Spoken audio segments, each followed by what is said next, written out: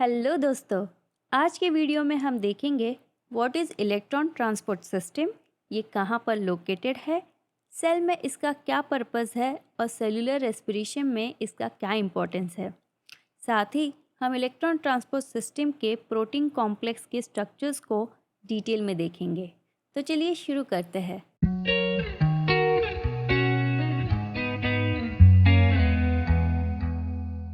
Electron transport system को electron transport chain भी कहते हैं।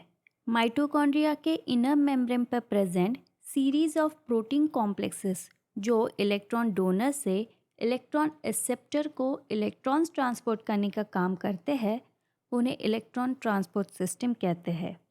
इलेक्ट्रॉन ट्रांसपोर्ट सिस्टम में टोटल 4 प्रोटीन कॉम्प्लेक्सेस है, जिन्हें कॉम्प्लेक्स 1, 2, 3 और 4 कहते हैं। माइटोकॉन्ड्रिया के मैट्रिक्स में प्रेजेंट NADH और FADH2 मॉलिक्यूल्स को इलेक्ट्रॉन डोनर्स कहते हैं और मैट्रिक्स में प्रेजेंट मॉलिक्यूलर ऑक्सीजन को इलेक्ट्रॉन एक्सेप्टर कहते हैं। ये तो बस इलेक्ट्रॉन ट्रांसपोर्ट सिस्टम का डेफिनेशन है। चलिए अब डिटेल में देखते हैं कि इलेक्ट्रॉन ट्रांसपोर्ट सिस्टम काम कैसे करता है और सेल में इसका क्या इम्पोर्टेंस है। सभी प्लांट और एनिमल सेल्स के साइटोप्लाज्म में प्रेजेंट इस सेल ऑर्गेनल को माइटोकॉन्ड्रिया कहते हैं। इलेक्ट्रॉन ट्रांसपोर्ट सिस्टम का लोकेशन समझने के लिए माइटोकॉन्ड्रिया का स्ट्रक्चर समझना ज़रूरी है। Mitochondria double membrane cell organelle है। ये है आउटर मेम्ब्रेन और ये है इनर मेम्ब्रेन। इनर और आउटर मेम्ब्रेन के बीच में प्रेजेंट स्पेस को इंटर मेम्ब्रेन स्पेस कहते हैं। माइटोकॉन्ड्रिया के इनर मेम्ब्रेन पर प्रेजेंट फोल्ड्स को क्रिस्टाई कहते हैं और इनर मेम्ब्रेन के अंदर प्रेजेंट जेल लाइक मटेरियल को मैट्रिक्स कहते हैं। इलेक्ट्रॉन ट्रांसपोर्ट सिस्टम जिसके बारे में आज हम बात कर रहे हैं वो माइटोकॉन्ड्रिया के इनर मेम्ब्रेन पर लोकेटेड है। माइटोकॉन्ड्रिया को powerhouse of the cell कहते हैं क्योंकि सेल को सर्वाइव और फंक्शन करने के लिए लगने वाली एनर्जी माइटोकॉन्ड्रिया में प्रोड्यूस होती है। इस एनर्जी को ATP एनर्जी कहते हैं। माइटोकॉन्ड्रिया के इनर मेम्ब्रेन पर present ATP synthase enzyme ATP produce करने का काम करता है, पर ATP सिंथेज एंजाइम बिना इलेक्ट्रॉन ट्रांसपोर्ट सिस्टम के फंक्शन नहीं कर सकता और इसीलिए इलेक्ट्रॉन ट्रांसपोर्ट सिस्टम सेल के लिए इम्पॉर्टेंट है। Electron transport chain cellular respiration का थर्ड और फाइनल फेज है। सेलुलर रेस्पिरेशन का फर्स्ट फेज है ग्लाइकोलिसिस और सेकेंड फेज है क्रेब्स साइकिल। ग्लाइकोलिसिस सेल के साइटोप्लाज्म में होने वाला मेटाबॉलिक प्रोसेस है और क्रेब्स साइकिल सेल के माइटोकॉन्ड्रिया में होने वाला प्रोसेस है। दोनों प्रोसेस मिलके ग्लूकोज को कार्बन डाइऑक्साइड और वाटर मॉलिक्यूल में ब्रेक करते हैं, जिससे सेल में एनर्जी रिलीज होती है। इस एनर्जी को सेल ATP फॉर्म में स्टोर करता है और फिर ज़रूरत पड़ने पर यूटिलाइज करता है। ग्लाइकोलिसिस सीरीज ऑफ 10 रिएक्शंस है, जिसमें एक ग्लूकोज मॉलिक्यूल से 2 pyruvate molecules, 2 ATP molecules, 2 NADH molecules, 2 protons और 2 वाटर मॉलिक्यूल्स फॉर्म होते हैं।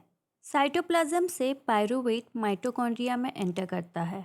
माइटोकॉन्ड्रिया में present enzyme pyruvate dehydrogenase pyruvate को एसिटिल CoA में कन्वर्ट करता है। एसिटिल CoA फिर क्रेब्स साइकिल में एंटर करता है। क्रेब्स साइकिल को TCA साइकिल या फिर सिट्रिक एसिड साइकिल भी कहते हैं। इस पूरे साइकिल में टोटल 8 रिएक्शंस है। फर्स्ट रिएक्शन में ऑक्सैलो एसीटेट और एसिटिल CoA कंबाइन होकर सिट्रेट फॉर्म करते हैं और लास्ट रिएक्शन में ऑक्सैलो एसीटेट दोबारा प्रोड्यूस होता है। इस पूरे साइकिल में एक एसिटिल CoA से 3 हाइड्रोजन आयंस, 3 NADH मॉलिक्यूल्स और एक FADH2 मॉलिक्यूल फॉर्म होता है। क्रेब्स साइकिल माइटोकॉन्ड्रिया के मैट्रिक्स में होने वाला प्रोसेस है और इस साइकिल में प्रोड्यूस्ड NADH और FADH2 molecules electron transport chain में इलेक्ट्रॉन डोनेट करने का काम करते हैं। माइटोकॉन्ड्रिया के मैट्रिक्स में प्रेजेंट NADH और FADH2 मॉलिक्यूल्स इनर मेम्ब्रेन पर प्रेजेंट इलेक्ट्रॉन ट्रांसपोर्ट सिस्टम को इलेक्ट्रॉन्स डोनेट करते हैं। ये इलेक्ट्रॉन्स जब इलेक्ट्रॉन ट्रांसपोर्ट सिस्टम से ट्रांसपोर्ट होते हैं तब एनर्जी रिलीज होती है। इस एनर्जी को यूटिलाइज करके इलेक्ट्रॉन ट्रांसपोर्ट सिस्टम मैट्रिक्स से हाइड्रोजन आयंस को इंटर मेम्ब्रेन स्पेस की तरफ पंप करते हैं। एज ए रिजल्ट मैट्रिक्स में हाइड्रोजन आयन का कॉन्सेंट्रेशन डिक्रीज होता है और इंटर मेम्ब्रेन स्पेस में हाइड्रोजन आयन का कॉन्सेंट्रेशन इंक्रीज होता है। जब इनर मेम्ब्रेन के एक तरफ लो हाइड्रोजन आयन कॉन्सेंट्रेशन और दूसरी तरफ high hydrogen ion concentration create होता है, तब इस डिफरेंस को प्रोटॉन ग्रेडियंट या फिर प्रोटॉन मोटिव फोर्स कहते हैं। फाइनली इलेक्ट्रॉन ट्रांसपोर्ट सिस्टम से अब डी एनर्जाइज्ड इलेक्ट्रॉन्स को ऑक्सीजन मॉलिक्यूल एक्सेप्ट करता है, जिसकी वजह से ऑक्सीजन पर एक्स्ट्रा नेगेटिव चार्ज क्रिएट होता है। ऑक्सीजन पर present extra negative charge matrix में प्रेजेंट हाइड्रोजन आयंस को अट्रैक्ट करता है और वाटर मॉलिक्यूल फॉर्म करता है। एज अ रिजल्ट मैट्रिक्स में present hydrogen ion concentration further decrease होता है और प्रोटॉन मोटिव फोर्स मेंटेन रहता है। आयंस जनरली हाई कॉन्सेंट्रेशन से लो कॉन्सेंट्रेशन की तरफ इजीली डिफ्यूज़ होते हैं, पर क्योंकि यहाँ पर इनर मेम्ब्रेन हाइड्रोजन आयंस के लिए इम्परमिएबल है, इसीलिए मेम्ब्रेन से हाइड्रोजन आयंस इजीली डिफ्यूज़ नहीं हो पाते। In this case inner membrane पर present ATP synthase enzyme hydrogen ions के लिए चैनल का काम करता है। जब हाइड्रोजन आयंस एटीपी सिंथेज से मैट्रिक्स की तरफ डिफ्यूज़ होते हैं, तब एनर्जी रिलीज़ करते हैं। इस एनर्जी को यूटिलाइज करके एटीपी सिंथेज एंजाइम एडीपी और फॉस्फेट के बीच बॉन्ड फॉर्म करता है और एटीपी प्रोड्यूस करता है। चलिए अब इलेक्ट्रॉन ट्रांसपोर्ट सिस्टम के 4 प्रोटीन कॉम्प्लेक्स और एटीपी सिंथेज एंजाइम को एक एक करके डिटेल में देखते हैं। इलेक्ट्रॉन ट्रांसपोर्ट सिस्टम का सबसे पहला प्रोटीन कॉम्प्लेक्स है कॉम्प्लेक्स 1। इसे NADH डिहाइड्रोजिनेज या फिर NADH कोएंजाइम Q ऑक्सीडोरिडक्टेज भी कहते हैं। इसका स्ट्रक्चर बूट की तरह दिखता है और इस एंजाइम में फ्लैविन मोनोन्यूक्लियोटाइड और आयन सल्फर क्लस्टर्स जैसे कई अलग प्रोस्थेटिक ग्रुप भी है।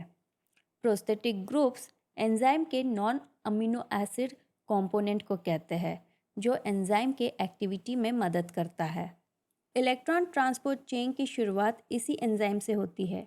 रिएक्शन के स्टार्ट में NADH मॉलिक्यूल कॉम्प्लेक्स 1 को बाइंड करता है और 2 इलेक्ट्रॉन्स डोनेट करके NAD+ में कन्वर्ट होता है, यानी NADH ऑक्सीडाइज होके NAD+ फॉर्म करता है। प्रोस्थेटिक ग्रुप फ्लैविन मोनोन्यूक्लियोटाइड से ये 2 इलेक्ट्रॉन्स कॉम्प्लेक्स 1 में एंटर करते हैं। फ्लैविन मोनोन्यूक्लियोटाइड से ये इलेक्ट्रॉन्स नेक्स्ट प्रोस्थेटिक ग्रुप यानी आयन सल्फर सेंटर से ट्रैवल होते हुए यूबिक्विनॉन तक पहुंचते हैं। यूबिक्विनॉन इन 2 इलेक्ट्रॉन्स को एक्सेप्ट करता है और फिर मैट्रिक्स से 2 हाइड्रोजन आयंस को लेके यूबिक्विनॉल फॉर्म करता है। यूबिक्विनॉल मोबाइल इलेक्ट्रॉन कैरियर है जो इलेक्ट्रॉन्स को कॉम्प्लेक्स 1 से कॉम्प्लेक्स 3 तक पहुंचाता है। इलेक्ट्रॉन ट्रांसपोर्ट सिस्टम का सेकेंड एंट्री पॉइंट है कॉम्प्लेक्स 2। इसे सक्सिनेट Q ऑक्सीडोरिडक्टेज या फिर सक्सिनेट डिहाइड्रोजिनेज भी कहते हैं। इस कॉम्प्लेक्स में फ्लैविन nucleotide cofactor, ion sulphur clusters और एक हीम ग्रुप भी होता है। इस रिएक्शन में सक्सिनेट मॉलिक्यूल कॉम्प्लेक्स 2 के साथ बाइंड होके 2 इलेक्ट्रॉन्स डोनेट करता है और फ्यूमारेट में कन्वर्ट होता है। ये 2 इलेक्ट्रॉन्स फ्लैविन न्यूक्लियोटाइड कोफैक्टर और फिर आयन सल्फर क्लस्टर से होते हुए यूबिक्विनॉन पर ट्रांसफ़र होते हैं। यूबिक्विनॉन इन 2 इलेक्ट्रॉन्स को एक्सेप्ट करता है और मैट्रिक्स के 2 प्रोटॉन्स के साथ मिलके यूबिक्विनॉल फॉर्म करता है। यूबिक्विनॉल मोबाइल इलेक्ट्रॉन कैरियर है जो इलेक्ट्रॉन्स को कॉम्प्लेक्स 3 तक पहुंचाता है। क्योंकि इस रिएक्शन में कम एनर्जी रिलीज होती है, इसीलिए यहाँ पर प्रोटॉन्स पंप नहीं होते। इलेक्ट्रॉन ट्रांसपोर्ट सिस्टम का थर्ड कॉम्प्लेक्स है कॉम्प्लेक्स 3। इसे Q साइटोक्रोम C ऑक्सीडोरिडक्टेज या साइटोक्रोम C रिडक्टेज भी कहते हैं। इस रिएक्शन में कॉम्प्लेक्स 3 सबस्ट्रेट्स के साथ बाइंड होता है।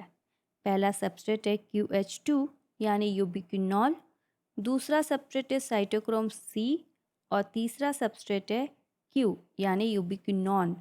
ये रिएक्शन 2 स्टेप्स में कंप्लीट होती है क्योंकि साइटोक्रोम सी सिर्फ एक ही इलेक्ट्रॉन को एक बार में एक्सेप्ट करता है।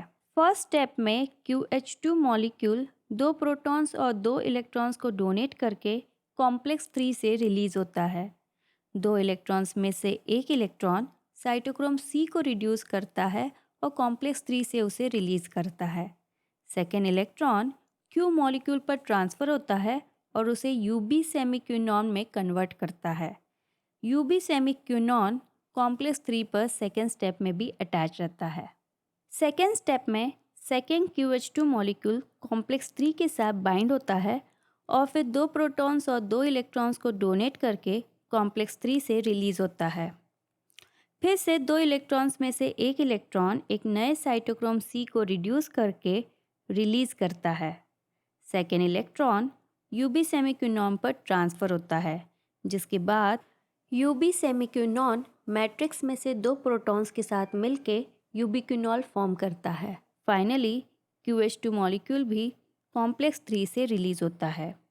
इस पूरे प्रोसेस में net 2 hydrogen ions intermembrane space में ट्रांसफ़र होते हैं, adding to proton gradient. Electron transport system का फाइनल प्रोटीन कॉम्प्लेक्स है कॉम्प्लेक्स 4, जिसे साइटोक्रोम सी ऑक्सीडेज भी कहते हैं।